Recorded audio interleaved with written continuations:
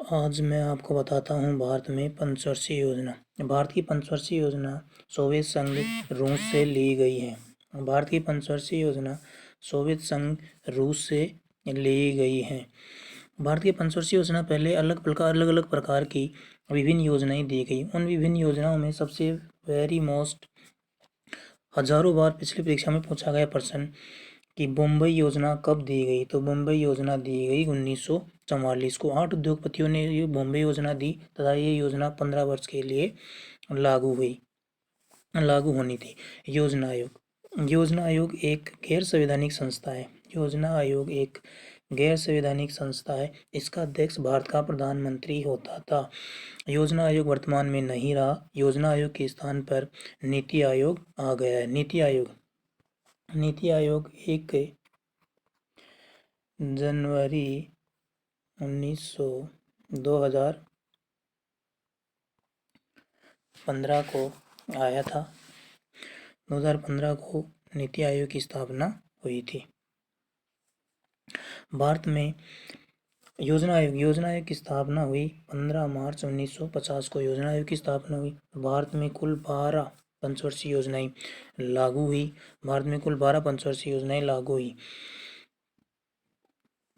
योजना आयोग के स्थान भारत के प्रधानमंत्री नरेंद्र मोदी ने 1 जनवरी 2015 को नीति आयोग की स्थापना नीति आयोग के अध्यक्ष भारत के प्रधानमंत्री होते हैं तथा प्रथम अध्यक्ष प्रधानमंत्री नरेंद्र मोदी था। भारत में प्रथम पंचवर्षीय योजना 1951 से 56 तक लागू हुई।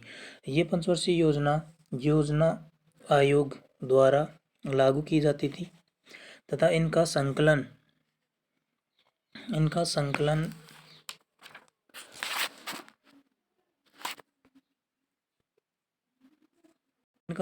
या राष्ट्रीय आय का अनुमान भारतीय राष्ट्रीय आय करती थी।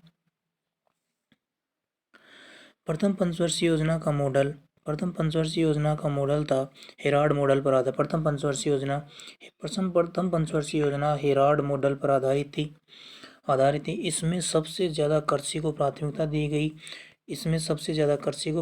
दी गई। इस योजना में बड़ी नहरों को शामिल किया गया है, जिसमें दामोदर घाटी नहर परियोजना। ये दामोदर नदी घाटी परियोजना भारत की पहली परियोजना है। दामोदर नदी हुगली की सहायक नदी है। दामोदर नदी रूर के क्षेत्र से निकलती है। रूर का क्षेत्र झारखंड से निकलती है। छोटे नागपुर के पठार को भारत का रूर क्षेत्र कहते हैं। छोटे नागपुर का पठार